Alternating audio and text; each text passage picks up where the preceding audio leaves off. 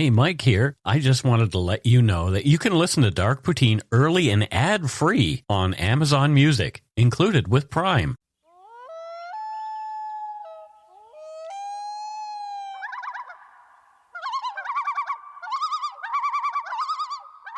Welcome back to Dark Poutine. I am Mike Brown. You sounded unsure about that.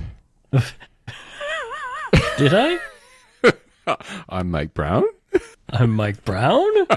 And I'm Matthew Stockton. Yes, you are, Matthew Stockton.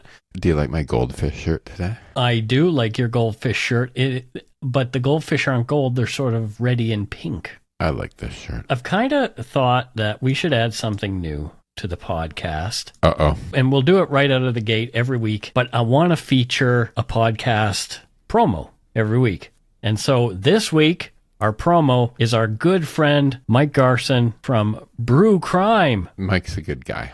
Mike is a good guy. So let's listen to their promo. Welcome to Brew Crime, a true crime and beer podcast. Join me, Mike. And me, JT.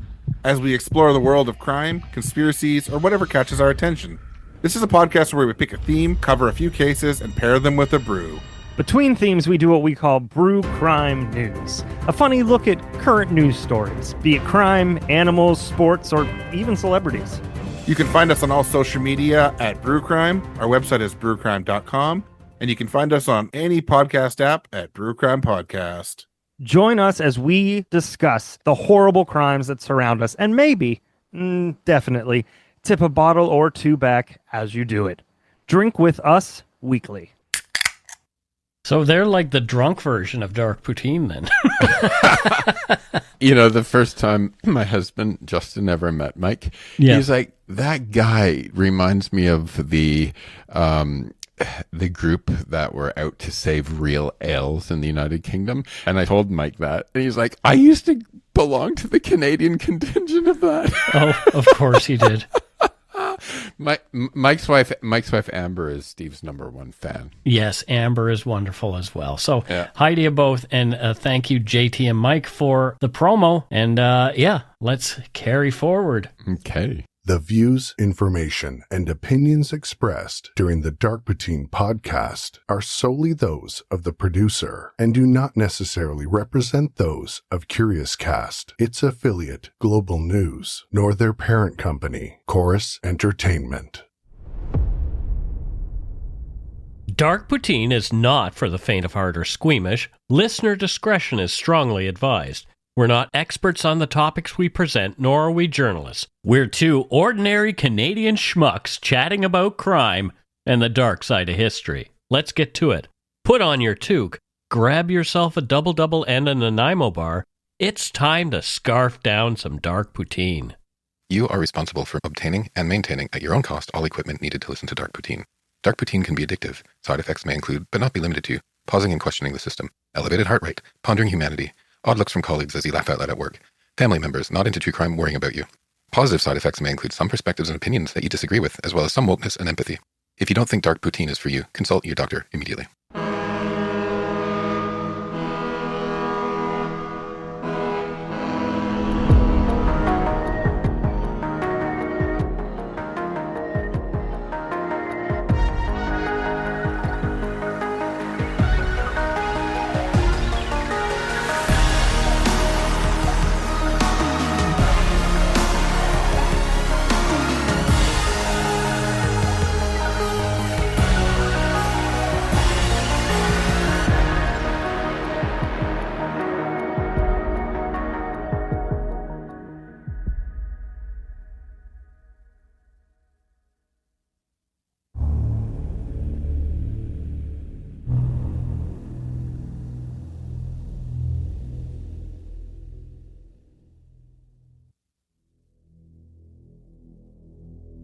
Fredericton, New Brunswick, in the summer of 1949, was a community caught between the relief of peacetime and the tensions of post-war hardship.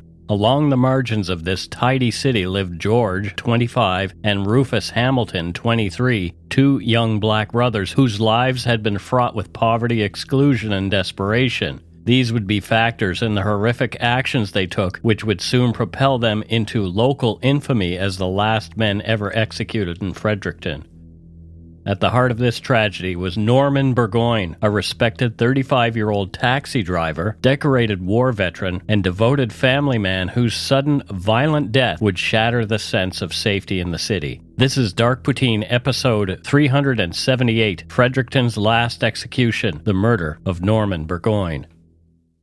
Long before settlers arrived, the fertile banks of the St. John River were home to the Malecite and Mi'kmaq people who farmed, fished, and traded in this river valley for thousands of years. The principal village, Okpak, was situated upriver from where Fredericton now stands, and the area served as a seasonal hub for First Nations life.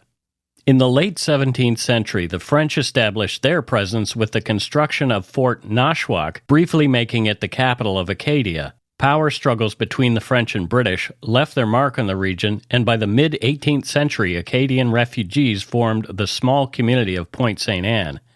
This settlement was destroyed during the British campaigns of the 7 Years' War, and most Acadians were forcibly relocated from the region. The modern history of Fredericton began in 1783 when waves of United Empire Loyalists fleeing the aftermath of the American Revolution arrived. These Loyalists founded a village on the site of old Point St. Anne, displacing its remaining French-speaking inhabitants. By 1784, the settlement, renamed Frederickstown after Prince Frederick, son of King George III, became the capital of the newly established province of New Brunswick, chosen for its central and defensible inland location. Over the 19th century, Fredericton developed a quintessential grid street pattern and grew as an administrative and educational center. Landmarks such as King's College, now the University of New Brunswick, founded in 1785, Christ Church Cathedral, and the provincial legislative buildings shaped the city's landscape.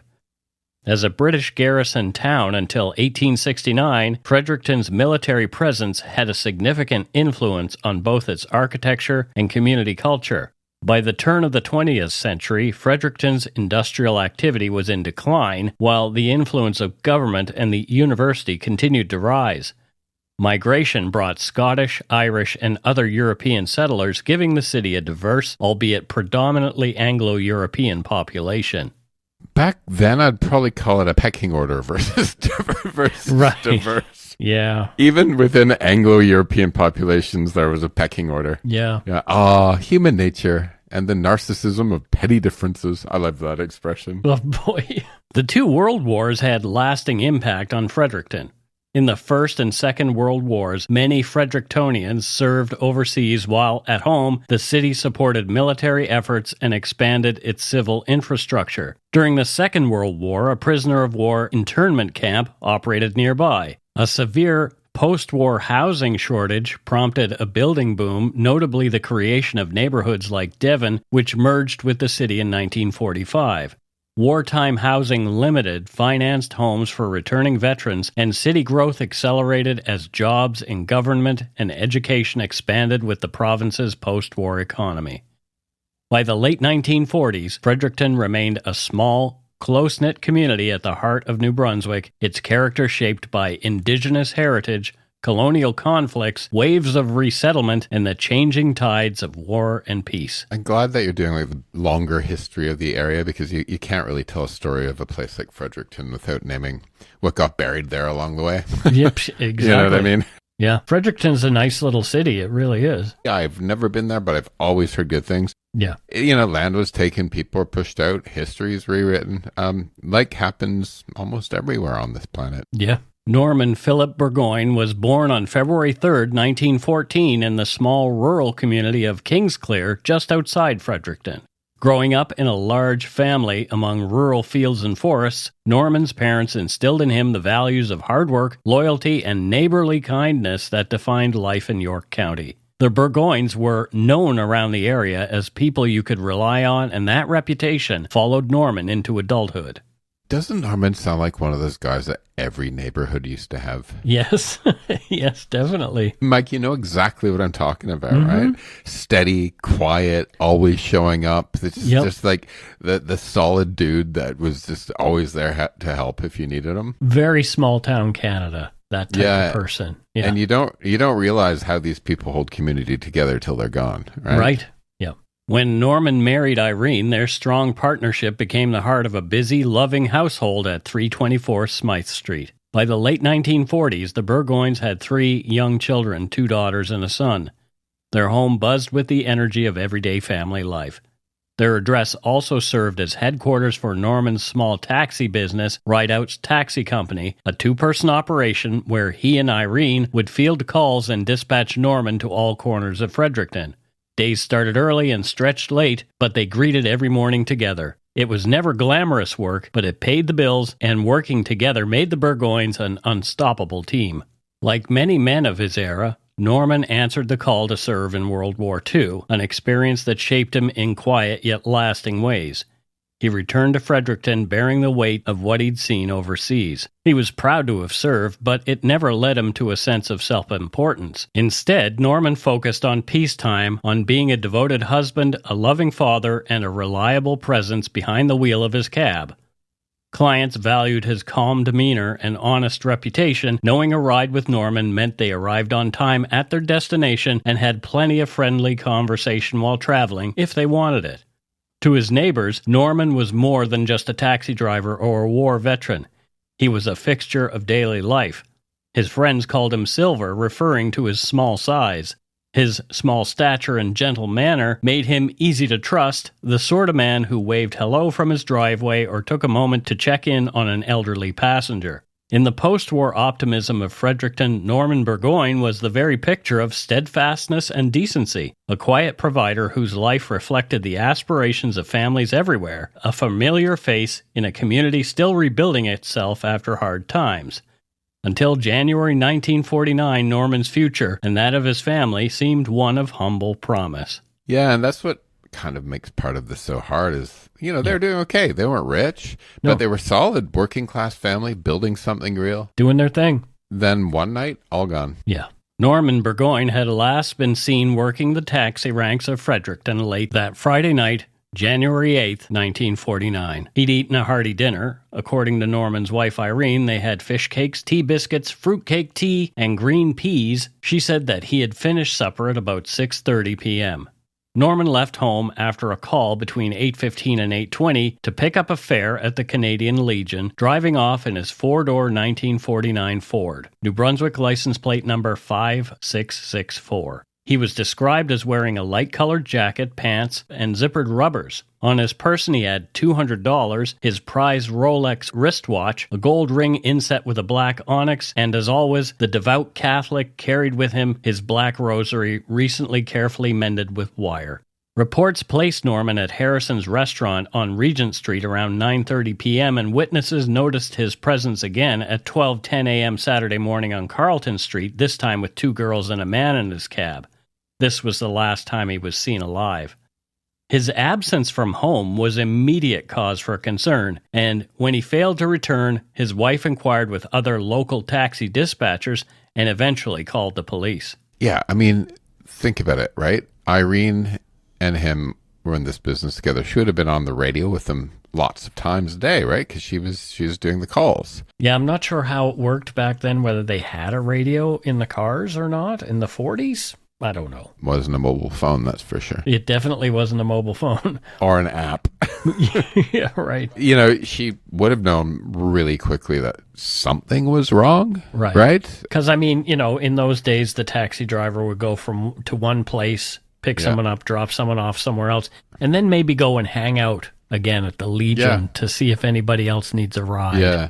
And imagine just sort of like, I'm just thinking of like the building dread for her, right? Yeah. Something's wrong. Oh, that's weird. He didn't get back to me. Then a bit more worry, then a bit, and the dread just slowly builds, right? I didn't add it to the script, but she at one point was thinking, I wonder if he just drove to the U.S. and went for a visit there. I didn't really dig deeply into why he might have done that or why she thought that, but it was something like, she was trying to come up with some reason why he wouldn't be at home. Yeah, some rationale, right? Yeah, it didn't make sense. Norman and his car were missing for the next 2 days when, sometime between 2:15 and 2:45 p.m. on January 10th, The Ford appeared on Scab Plot Road, a small, out-of-the-way wooded gravel road located 172 meters away from the more traveled Wilsley Road. John A. Rankine was on his way back to his job at the Dominion Experimental Station, a federal agricultural research facility focused on investigating and improving agricultural practices in New Brunswick, when he noticed the abandoned car blocking the road. He pulled over to try to determine who owned the vehicle and maybe move it, but when he approached it, he saw blood spattered on the driver's side door. He drove to the nearest telephone to contact Fredericton City Police. Detective Bryce Neely of the Fredericton City Police responded to the report of the abandoned car on Scab Plot Road. Upon inspection, he attempted to locate the car keys to clear the vehicle, which was obstructing traffic, but was unable to find them. Instead, he discovered that while all the car doors were unlocked except for the trunk, the interior told a grim story. The rear floor was wet, and there were visible blood spots on the rear floor and back seat, a streak of blood behind the driver's seat, and additional stains left on the rear door and around the trimmings of the right rear door. Recognizing the seriousness of the situation, Detective Neely immediately contacted the chief of police by radio to report his findings. Since the trunk was locked, a mechanic from Woods Motors, George Charters, was called to assist. Together, the two men, the officer and the mechanic, removed the anchor bolts securing the rear seat and shifted the seat forward, revealing the trunk's grisly contents for the first time. It was then that Detective Neely observed the body of Norman Burgoyne in the trunk compartment. He recognized Burgoyne right away. The body was positioned on its right side, tucked into a corner near the spare tire, with legs doubled up. His head wound was clearly visible as soon as the trunk was forced open. Norman's body was carefully taken from the trunk and transported for autopsy by Dr. R.A.H. McKean, the provincial pathologist from Rothsay. McKean identified Burgoyne as a slight, thin man, 5 foot 1 inch tall, dressed in a short coat, cotton shirt, tie, trousers, wool underwear, socks, shoes, and rubber overshoes. He observed clotted blood on Burgoyne's coat, shirt, pant legs, and boots, and noted that the skin appeared pallid. The pupils of the eyes were equal, each measuring 1/4 inch. There was a noticeable discolored swelling on the right side of the jaw, blood stains on the right side of the face, and a crescent-shaped laceration about 1.5 inches above the right ear, measuring 1 3/4 inches in length. A second, similar laceration, apparently 1 inch long, was found just below the hairline. Yeah, this violence that he suffered wasn't just fatal.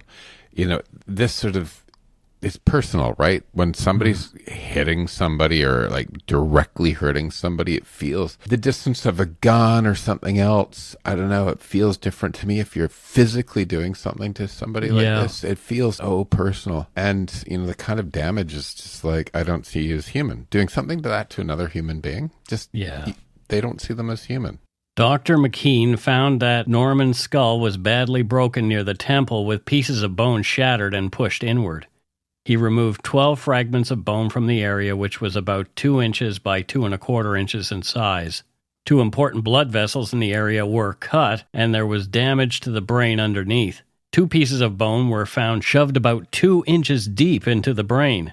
Inside Norman's body, several organs showed little or no blood, and the stomach contained around 4 ounces of partially digested food, including peas and fruit skins that Norman had had for dinner. Regarding the cause of the injuries, the doctor attributed them to a, quote, blow from something in the nature of a blunt instrument, end quote, emphasizing that considerable force was used. While he couldn't determine exactly how many blows were delivered due to the continuous fracture, he noted the presence of 2 scalp lacerations, suggesting the possibility of more than one impact. He concluded that Burgoyne died within 3 to 6 hours after his last meal. Meanwhile, the RCMP became involved almost immediately to assist the Fredericton City Police, as they could cover more ground acting together. The investigators set out in search of evidence in the woods and along the road. The famed police dog, Wolf, was brought in from Moncton to aid in the search for clues. Traces of Norman Burgoyne's valuables were noticeably absent. Both his cash and wristwatch were gone. The only valuables remaining were a few coins and the ring on his finger. The murder sent ripples of fear and outrage through Fredericton. The city's close-knit nature meant that nearly everyone knew Norman, and his violent death felt personal to many. Stories circulated, theories abounded, but what remained clear was the loss of a well-liked family man and veteran known for his decency, who had met his end in one of the most shocking crimes the city ever witnessed. Yeah, and I think what really comes through here is that the city deeply felt this. Yeah. Norman wasn't just some guy. Like, people knew him. He was probably a lot of people's go-to taxi guy and friend. Yeah, and when word gets out that this happened, like, it would have hit home for them. He wasn't just a headline. In Fredericton at this time, it was a small town, really, right? Mm-hmm. Like, it was a city, but it wasn't, and lots of people knew him. So it would have been personal for a lot of people. Yeah, for sure. The police carefully tracked Norman's movements on the night he vanished. When asked if he'd seen anything unusual that night, Keslow Robinson said that he'd been walking up the stairs of the Legion when a black man stopped him, whom he knew as local ne'er-do-well George Hamilton. Hamilton had begged Keslow to buy him a bottle of beer and bring it out to him, but Robinson refused, saying it was against the rules. Another witness came forward, naming George Hamilton and his younger brother Rufus, sometimes called Ruddy, as having been seen driving a car matching Burgoyne's taxi description during the period when he was missing. Other witnesses claim they'd seen George and Rufus, known to be impoverished, freely spending money over the weekend, buying alcohol, clothes, and food. They'd also been spotted driving the car matching Burgoyne's as far away as Minto and St. John, presumably with the victim's body still locked in the trunk. The brothers were arrested at their home, along with another man, George Gordon Peters. Peters quickly rolled over on the brothers, telling investigators that on the morning of January 9th, hours after Norman Burgoyne disappeared, Rufus said, quote, "We clipped a man tonight," end quote. From the Daily Gleaner, quote, "The witness also told of the money both George and Rufus had and that they had left for Minto. He also said that Rufus told him that they had put the body in the trunk of the car and that George took it to St. John to, quote, ditch it," end quote. First of all, the Daily Gleaner is my favorite newspaper name in Canada. Yeah, I like it too. Yeah, but, just the way they're talking about him, right? Mm-hmm. We clipped a man tonight. It's cold. Yeah, it really it's is. detached, and it's like they've checked off a list, right? And then to talk about just ditching the car, they're ditching his body as well.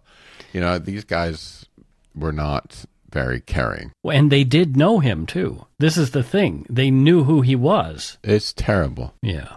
George Hamilton, born 1924, and Rufus Hamilton, born 1926, grew up on the margins of Fredericton, New Brunswick, in the tight-knit but impoverished black community of Barker's Point, a modest, close-knit neighborhood known as the, quote, Negro Settlement, end quote, situated across the river on the northern outskirts of the city. From their earliest days, the brothers knew what it meant to go without.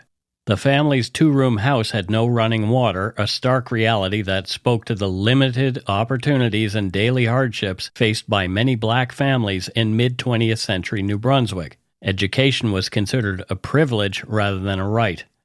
George left school after grade 3 to help support the household, and employment remained unstable for both brothers throughout their young lives. The lack of steady jobs was compounded by deep-rooted racial prejudices. Black New Brunswickers were routinely relegated to the lowest-paid, least secure work in a community that frequently excluded them in every way. With education out of reach, the boys grew up directionless on the streets and fields of Barker's Point. So it's important to be honest here. These kids weren't raised with very many options, right? And Barker's Point wasn't just poor; it was deliberately neglected, right? Sure. Back then, communities were deliberately neglected. Yeah. But being failed by the system doesn't make you a victim forever, and at some point, you still decide Right. who you're going to be and what you're going to do, and you get into this a little bit more. I do, yeah. Racism in New Brunswick at the time was both overt and structural. It affected housing, schooling, and the brothers' prospects, as well as daily experiences navigating a society that often regarded them with suspicion or outright hostility. The life of poverty inevitably led the brothers toward the fringes of the law. The Hamilton brothers' encounters with the law were persistent. Both were known to the police, but generally involved in minor infractions, including theft, gambling, and other petty crimes. George admitted that he sometimes survived by stealing and gambling, and Rufus completed a stint at Dorchester Penitentiary for a previous assault before moving in with his brother. They were well known as local troublemakers. Despite poverty and exclusion, not all in Barker's Point or similar communities resorted to crime. Many who started their life in Barker's Point rose above adversity to make meaningful contributions and achieve success across a range of fields. For example, Frank Morris Claiborne, a descendant of Lucy Hammond of Barker's Point, was recognized for his distinguished service and was part of the York-Sunbury region's vibrant black community, helping preserve its history and dignity through education and public engagement. Individuals like Arthur Seymour Tyler, deeply rooted in New Brunswick black heritage, enlisted in the No. 2 Construction Battalion, the only black battalion in Canada during World War I, and went on to be remembered as an honored leader who promoted unity and pride throughout his work and advocacy. Others found success beyond the specific confines of Barker's Point but shared the same beginnings. Louis Sterling Lawrence grew up in Fredericton's black community. He became one of Canada's great boxers, holding the Canadian middleweight championship for several years in the 1950s and later being inducted into the Canadian Boxing Hall of Fame.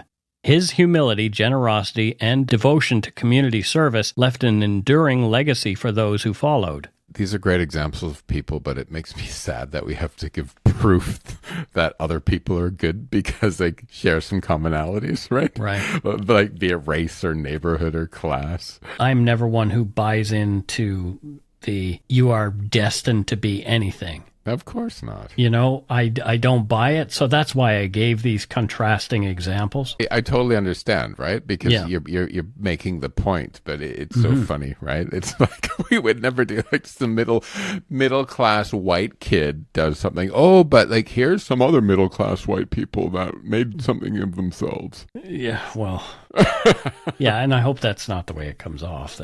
Oh no, it doesn't come across that way at all. It's just it's funny that we have to do it. Yeah. Regardless of their limitations, the Hamiltons were not powerless. While their options were distinctly narrower than those of their white peers, they still exercised agency, choosing how to respond to hardship, which paths to follow, and how to handle their ongoing struggles. One of their final acts as free men was to take the life of Norman Burgoyne. On January 8, 1949, George and Rufus Hamilton set out with a plan to commit robbery in hopes of getting some desperately needed cash. Initially, the brothers considered robbing someone by dragging them into an alley during the day, but George became concerned that this approach was too risky and likely to attract attention. As an alternative, he suggested calling a taxi and having the driver take them to a secluded area where they could knock the driver unconscious and rob him. That evening, after Kelso Robinson refused to buy them a beer, the brothers used a payphone to request a cab to pick them up at the Legion on Queen Street. More after a quick break.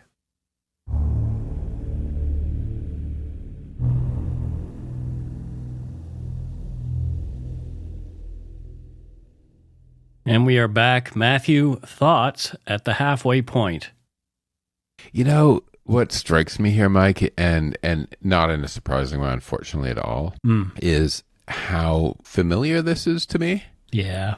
Right? The last people to face the noose in this country, coast to coast, often weren't the worst criminals. I mean, they were bad criminals, right? But remember back in episode 339, we told listeners about Leomantha, gay man, who was the last person hanged in British Columbia. Right. And now here we are on the other side of the country with two black men as the last people executed. Funny how that works, yeah. Right? And, you know, these aren't random. This is patterns, right? As, you know, the death penalty was winding down for years in Canada, and it's telling... Yeah, it wasn't just, it didn't come to an end in the 70s.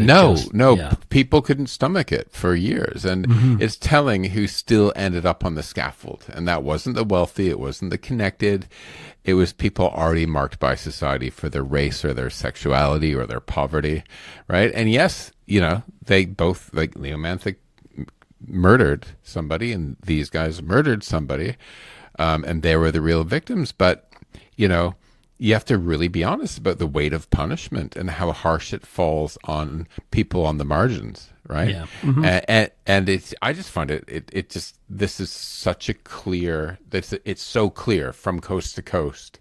Like, look who the last people were that were executed. It's why I chose this story. Yeah, absolutely. I totally get it. And it's actually a nice topper to the Leomanthus story, just to show that point, right? Yep.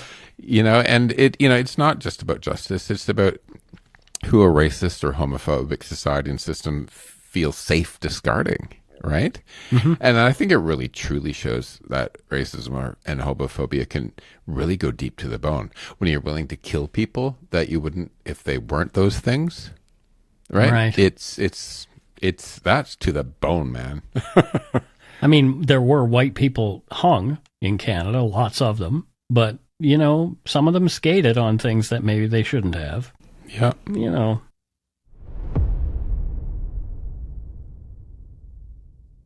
The funeral of Norman Burgoyne took place on Thursday, January 13, 1949. A somber morning at St. Dunstan's Church, where a high mass of requiem was celebrated by Reverend Dr. C.T. Boyd and accompanied by several priests in the sanctuary.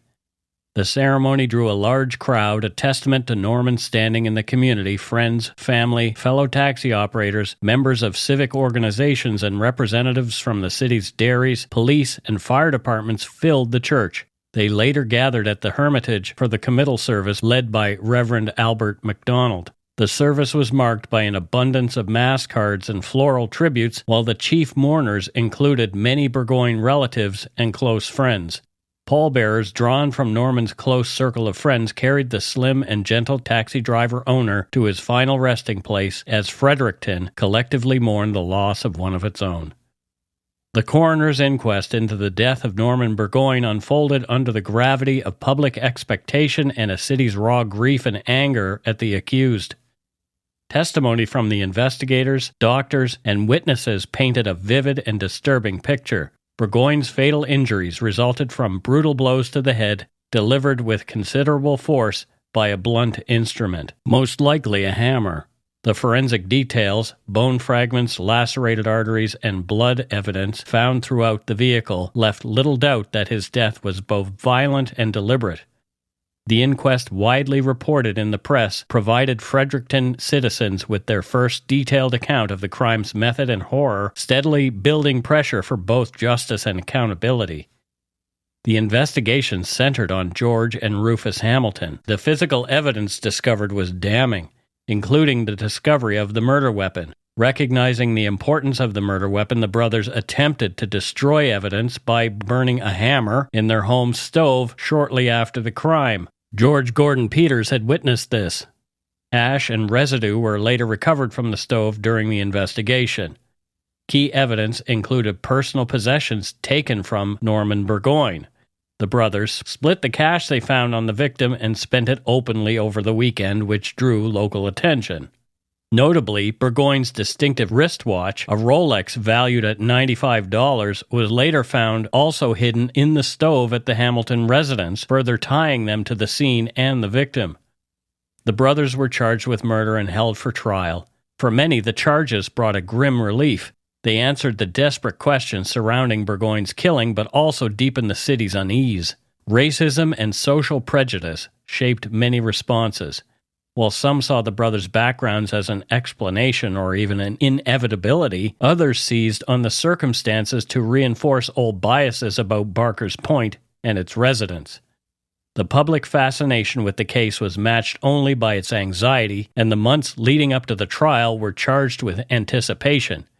May 1949 brought the first of the courtroom reckonings. Rufus Hamilton faced trial first, with George's proceedings following immediately after. On the opening day of Rufus Hamilton's murder trial, May 3, 1949, the Fredericton courtroom was packed. The proceedings began with the selection of a grand jury led by Harold Wilson of Nashwaaksis and the solemn outlining of the facts by Chief Justice J. E. Michaud. The testimony sketched a picture of careful, methodical justice. Police officers recounted the brothers being handcuffed together and escorted into court, with 87 witnesses eventually poised to testify before the grand jury. The Crown methodically laid out the events that led to Burgoyne's death, how George and Rufus, desperate for money, set out together one winter night. The court heard that suggestions were made to rob someone, with tension rising between the brothers, George reportedly demurring at using violence, while Rufus pressed on with the plan. Chief Justice Michaud described in careful detail how the brothers, armed with a hammer, lured Burgoyne to a remote area where Rufus struck him, leaving the victim's body in his own taxi's trunk before abandoning it on an isolated stretch of road. The evidence, including George's testimony against his brother, was riveting.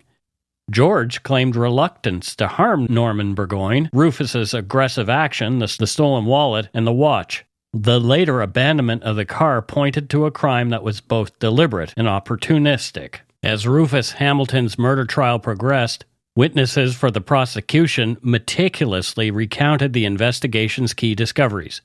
The abandoned taxi with telltale bloodstains, the hammer used to inflict Burgoyne's fatal injuries, and the brothers' suspicious behavior in the days following the crime.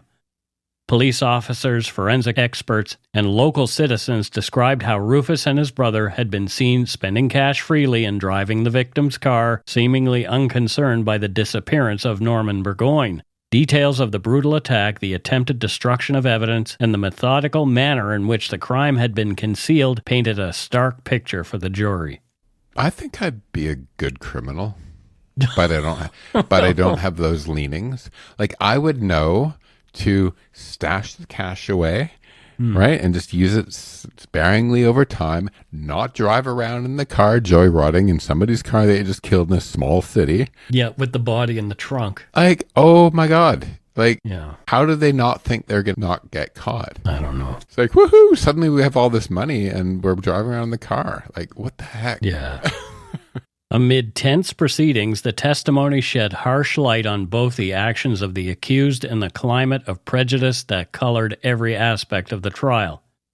The press, the prosecutors, and even the presiding judge repeatedly described Rufus and George Hamilton in terms of their race and class as bad characters from Barker's Point. Yet for all spectacle, the focus remained unyieldingly on the crime itself and the evidence of Rufus's direct involvement. Court officials and jurors listened as the grim forensic details were relayed, cementing the impression of calculated and callous violence. The jury, comprised of local men regarded as having, quote, superior intelligence, end quote, retired to consider the fate of the accused and after just 50 minutes, returned a verdict of guilty with no recommendation for mercy. Such a swift, unanimous decision reflected both the damning evidence and the harsh attitudes of the time. Under New Brunswick law, the conviction carried a mandatory death sentence. Rufus Hamilton stood in silence as the verdict was read, condemned to hang for the murder of Norman Burgoyne. The outcome reverberated throughout Fredericton, setting the stage for his brother George's subsequent trial. Many expected that the trial of George Hamilton would have a similar result. With the courtroom packed and the city's anxieties running high, the Crown methodically laid out the sequence of events that led to the brutal death of the respected taxi driver. George Hamilton sat in the dock alongside his brother Rufus as the trial judge, J.E. Michaud, again described him as a bad character and, quote, to put it in common parlance, I would say, bad egg, end quote. The prosecution presented George's admission regarding his desperate plan. He confessed, quote, I had the intention in my own heart to get some money because I was squeezed, end quote, but emphasized a moment of hesitation and fear, claiming, quote, when I seen it was Norman Burgoyne, I was scared and never did it, end quote. The trial recounted how Rufus, frustrated by George's reluctance, seized the opportunity when George left the taxi and used the hammer, brought along by George himself, to deliver 2 fatal blows to Burgoyne's head. Upon George's return, he found Burgoyne slumped and reportedly heard Rufus say, quote, you lost your nerve, so I hit the son of a bitch. I didn't want to go home without some cash, end quote. Again, key physical and circumstantial evidence was placed before the jury. The hammer used in the assault, the brothers' open spending spree using the victim's cash, the watch, and their conspicuous use of Burgoyne's taxi, which they drove to Minto and St. John with the body in the trunk. The case gripped Fredericton, with local press describing it as, quote, the most deliberately planned and brutally executed capital crime in the history of this provincial capital, end quote. The racial overtones were unmistakable. News articles consistently referred to the brothers as, quote, colored brothers or, quote, Barker's Point Negroes, end quote. And even Justice Michaud remarked critically on the supposed collective response of Barker's Point residents to the crime. Yeah, and to this day, Canadian news outlets disproportionately emphasize race when the subject is non-white. Still happens. Mm-hmm. Like the Toronto Sun constantly does Somali labeling in crime reports. Yep. Right? And that's one end of the spectrum. But then even on the other side, the CBC, right? Mm-hmm. Taxpayer owned. You know, in a headline in 2022 read, a black man who clashed with police. Right? So, you know, even in one of our recent episodes about the Esville family who were killed by that truck attacker, right? The media was slow to call out that he was the guy was a terrorist, even though because he was white. And the family is often referred to as an immigrant family, even though they've been here for years, right? It's just...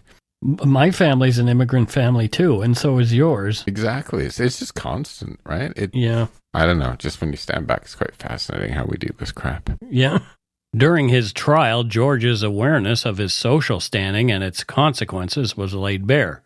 Explaining why they abandoned the taxi outside of Fredericton, George testified, quote, I was scared to death to come up to Fredericton, end quote, acutely aware that as a black man he would be recognized and suspected if seen driving a conspicuous car. The trial concluded swiftly. The jury quickly returned a guilty verdict, notably offering no recommendation for mercy, just like with Rufus, which was highly unusual at the time. The press headlines were blunt and racially charged. Quote, Negro brothers pay for murder of N.P. Burgoyne, end quote. After their convictions, George and Rufus Hamilton were imprisoned and awaited their fate in the York County Jail. The brothers were kept in solitary confinement in adjacent cells. Their routines were reduced to a bare minimum. They were only permitted to leave their cells once a week, an occasion described simply in the records. Quote, the prisoners are brought from their cells only once a week for a bath, end quote. Each day passed beneath the steady, oppressive reminder of what awaited them. Allegedly, they could hear the, quote, clanking and pounding of hammers, end quote, as the gallows for their hanging was methodically constructed in the yard outside. The brothers' demeanor reportedly vacillated between, quote, resigned composure and visible anxiety, end quote, and also, quote, quiet acceptance, end quote, and at other times by, quote, nervous strain and silence, end quote. The night of July 26, 1949, became a spectacle that drew out the morbid curiosity and communal tension underlying Fredericton's response to that awful crime.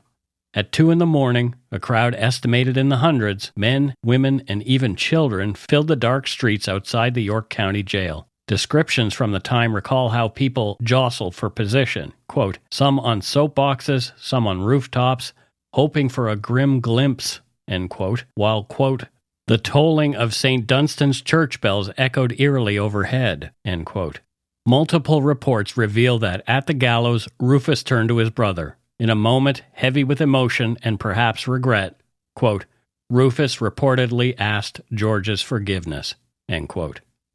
The execution was carried out coldly and mechanically, a detail reinforced by Sheriff Lyons, who said, quote, the process was grim but methodical, end quote.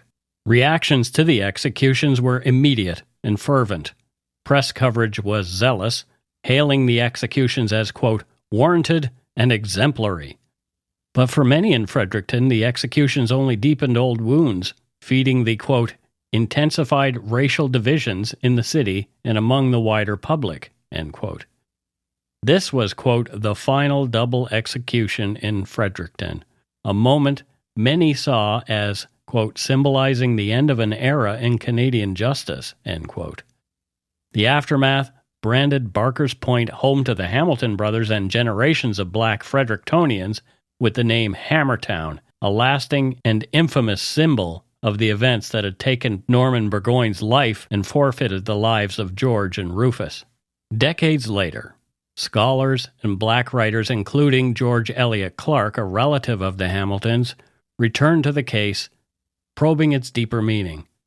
Clark famously highlighted the, quote, racism and systemic failures that define the case, end quote, weaving together a narrative of poverty, prejudice, and legal procedure that transcended the particulars of a single crime. Yeah, the brothers were guilty, right? Yeah. And As that's sin. a fact. Yeah. That's a fact. Yeah. But it's I think what George Eliot Clark and others were saying, it's the meting out of justice that was racist and unfair, right? Mm-hmm. It's really weird because these guys were criminals but also victims at the same time. And I think anyone who's actually executed by the state is a victim. But, we can't forget the real victim, Norman, who didn't deserve any of it. Right. Yeah. And I feel that Norman gets lost in all that rhetoric about race and that kind of thing. I mean, there was a man who had a family who was murdered in cold blood by these two people.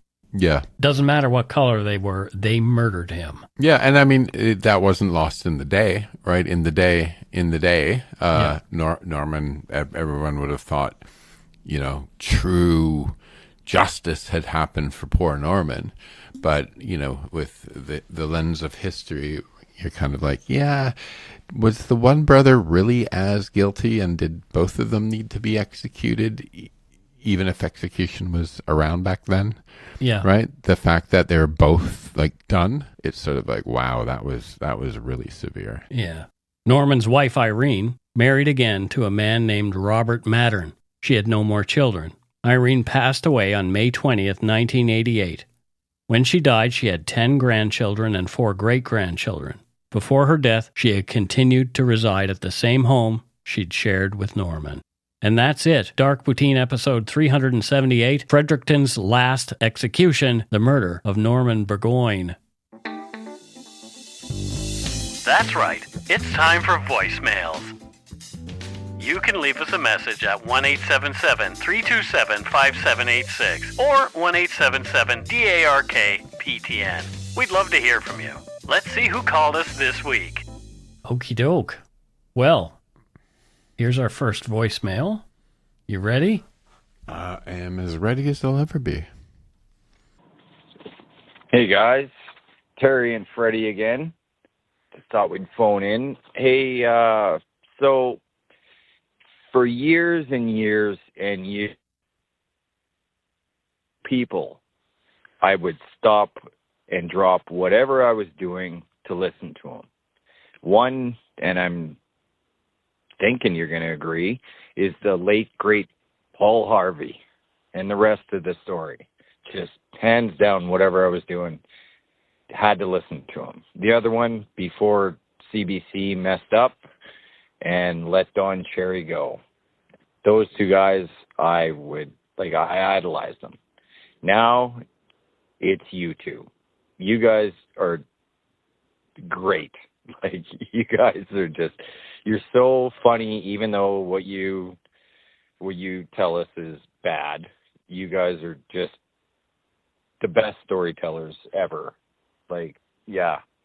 Love you guys. Keep up the good work. Love you. All right. Say thanks, Fred. He's just looking at me. He won't bark. All right. Keep kicking ass, guys. All right. Go shit in your hat. Thanks, Terry and Freddie. Oh, wow. I have to say this. I think the end line was, "This is Paul Harvey. Good day." Did Paul Harvey always end with "good day"? Yeah. I was never into ice hockey, so Don Cherry, I just never. He was the guy with the wild clothes, really big lapels. Early on in his career, Don Cherry was great, but toward the end, he started saying some things that were really kind of problematic. Anyway, there were 2 words specifically that I recall: "you people." Yeah, Don, come on. I don't remember where Terry and Freddie are from, so anyway. They're from Fredericton. Fredericton, right. And what does Terry do? Or is Freddie the one with the job? But Freddie is the one with it. Freddie is a movie dog, and Terry just goes to the shoots and makes he's his handler. Yeah. Yeah, there you go. He's his person. Well, thank you so much. Here is another. Hi there. My name is Rebecca, and I am calling because I've enjoyed your show for many years, and I just thought, why not give you a call? I had this all big story planned out to tell the both of you, but I thought, hey, this first time you figure some things out about me with my little accent, and I guess I'll, just say that I'm the same generation as you two. And the thing that drew me in, besides your great storytelling and your big hearts, is the fact that your lingo is pretty much the same as mine. So I feel like we were spiritually in kindergarten together, or first and second grade. All right. I love my potty humor because the first time I heard your podcast, I said, shit on a stick. And then time went by and you brought in this great partner of yours, Matthew, and when he said that is something that he heard as a child, I was just like, holy shit in a bucket. Okay. Anyways, you guys are the best. I re-listen to them all the time because you're just so special to me. And I am going through a difficult emotional time, but whatever, who isn't? Okay, love you guys. Talk to you later. Oh, thank you, Rebecca. Thanks, Rebecca. Yes. So, guessing I wonder where if any of her friends call her Bex. If I knew Rebecca, I'd call her Bex. Bex. Yeah. Where's Rebecca from, Matthew? So, she said something about her accent, but I couldn't really detect one. So it might mean she's from where I'm from. I don't know. I think she's from Letterkenny. Letterkenny. Okay, yeah. Ontario. Alrighty. Like this show. And yeah, I think Bex and I probably went to nursery school together. In nursery school. Life. I went to nursery school as well. The name of my nursery school was the Wee Wisdom Nursery School. Oh, really? Wee Wisdom, yeah. And it wasn't because we were small, because we all peed our pants. I'm kidding. Wee Wisdom. We went to, our nursery school was in the scout house beside the swimming pool in Strathroy. Oh, wow. Ours was in the United Church. So, yeah. Did you go to Sunday school? I did. Yeah. At the United Church? Yep. Is that it? Did you go to United Church as well? Yeah. It was more like my mom just wanted us out of her hair on Sunday mornings, I think. Yeah. Like my mom didn't go to church; she'd just dump us off and then come and pick us up. Oh well, moms are smart that way. Oh yeah. Yeah. But yeah, the church is a free babysitter, right? I enjoyed Sunday school up to the point where it was like, I gotta go to that again, and the cool kids weren't going anymore, and it was like, why am I still going to this? Well, I thought it was kind of weird because in a small town, some of our teachers actually did Sunday school as well. Oh.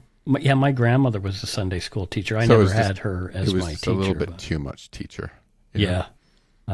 Yeah. My grandmother's friend, Louise Mossman, was one of my Sunday school teachers. Louise was great. I loved Louise. She was really nice. And I loved all my grandmother's friends, Louise and Olive and Sid, her husband Sid. I have a feeling that Bex isn't a Sunday school teacher. Oh. Well, there you go. What does Bex... She shares my humor, so... Yeah, what does she do then? I think she runs a bar. She runs a bar? Yeah. A bar in Letterkenny. Yeah. There you go. Someone's got to do it. Thank you, Bex. I hope she doesn't hate that. Oh, I hope she doesn't hate that, too. All right, here is our last voicemail. Hi, guys. This is Marina Bedard. I'm just catching up on your latest episodes. I'm just listening to your one about the goth culture and the young boy that was killed by his brother. I just wanted to give you an example of goth culture in the factory that I work in. I work with two young kids that are obviously from the goth culture. They're really bullied at work.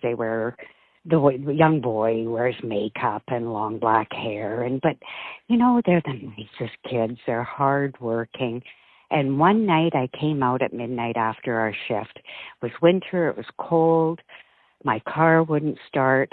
And you know, all these men that I work with, these big Ford 150s, not one of them came to my aid. The people that came to my aid were the young goth couple. They came with their little Honda Civic, and they boosted my car with my jumper cables, and they were the first ones to come to my assistance, and I've loved those kids ever since. And they are just beautiful, hard-working kids, and I so respect them. They met in French class in high school in grade 9, and they've been together ever since, and they're just a normal, fabulous, hard-working couple. So I really respect this episode. I love what you guys do, and I'll be sending you some donut money soon. Thanks, guys. Take care. Love you lots. Well, thank you, Marina. That's really lovely. I'm wondering what the factory is that Marina works in. Well, Marina's last name, my Bedard, yeah. My parents had friends across the street. Really good friends called Bedards. I'm wondering if she's related to them at all. So she's working at a factory. I'm going to pretend she's like related, and she is in Strathroy, that she works at the canning factory.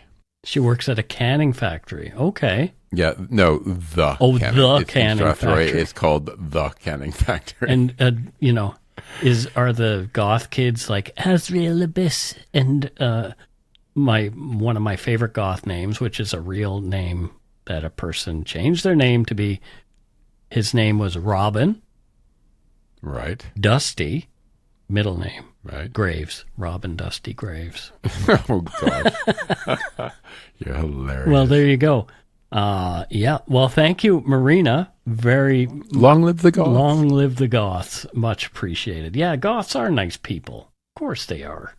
Did you? I always got along with the goth kids, and I still do. Do you remember? Did you ever watch? I probably embarrass some these days. Like I'll see a 16-year-old, and I'm like start talking to them about old school goth music. Yeah, and they're like, "Oh my God, am I going to turn into this thing that's standing in front of me?" Did you ever watch the IT Crowd, Matthew, the TV show? From course. The UK, and then so they had the goth that lived in the closet. Noel Fielding was his name. Is his real name? Noel. He was Richmond on the show, but one time he was talking about bands he likes, and he said, "I really like Cradle of Filth, but it's not a real Cradle of Filth. That would be awful." Too funny. Noel Fielding. Yeah. Well, thank you, Marina. Let's move on. That's it for this week's voicemails. Again, you can leave us one at 1-877-327-5786 or 1-877-DARK-PTN. We'd love to hear from you, even if it is just to say hi and to tell us to go shit in our hats. If you're stumped for what to chat with us about, a quick story is welcome. And funnily enough, we have some donut money donors and patrons. We do have a patron this week, and our patron is Karen Butel, and Karen is from Nepean, Ontario. Nepean, Ontario. Yes. And what does Karen do there in Nepean, Ontario, Matthew? Yeah. She's a professional waterboarder. Okay, that's cool. Yeah, she practices on the river. Yeah. You mean like surfboarding or the torture type of waterboarding? Anyway, whatever. Somebody's got to do it. And we do have a donut money donor this week. And guess who it is? Who is it? We heard from her in our voicemails, Marina Bedard. And she says, thanks for all you do. So thank you, Marina. We know that you love the Goths, and you're thanking one old goth and one wannabe goth. So one wannabe old goth. Well, I mean, had it been an option for me, I probably would have taken that. It was an option for you. It really wasn't, though, because I didn't know it existed. I didn't know these other lifestyles existed. All you had to do is go to the local drugstore and buy some Miss Clairol Blue Black for your hair. You know what? My mother would have shot me in the head. Marion would not have gone over. That's how it started. Yeah. My mother's bathroom sink completely covered with Miss Clairol blue-black hair dye. Wow. Yeah. Well, thank you, Marina, for both the voicemail and now some donut money. You rock and you even roll, Marina Bedard. Thank you so much. And let us know if you knew anybody in Matthew's family, whether or not your relatives are from Strathroy. And the neighbors across the street from my mom and dad. Yeah. Yeah. Let us know if they are. Yeah. I don't know. Actually, this is only the second time I've ever heard the name Bedard. So there you go. Thanks to all our patrons and Donut Money donors, past and present, for your generosity. It helps to keep the show going. You can become a patron of Dark Poutine at patreon.com/darkpoutine. For a one-time donation, you can send us donut money via PayPal or interact using our email address, darkpoutinepodcast@gmail.com. If you don't already subscribe to the show, it would mean a lot if you did. You can easily find Dark Poutine on Apple Podcasts, Spotify, or wherever you listen to your favorite shows. If you haven't gotten yours yet, my 2 books are available to order via links on the Dark Poutine website or anywhere fine books are sold. And speaking of darkpoutine.com, check it out for show notes and other cool stuff. We'd appreciate it if you gave Dark Poutine a like or a follow on Facebook and Instagram. Most importantly, thank you for listening. Tell your friends about us. Word of mouth is a powerful thing. And that's it for this episode of Dark Poutine. So until next time, don't forget to be a good egg and not a bad apple. goodbye. Goodbye.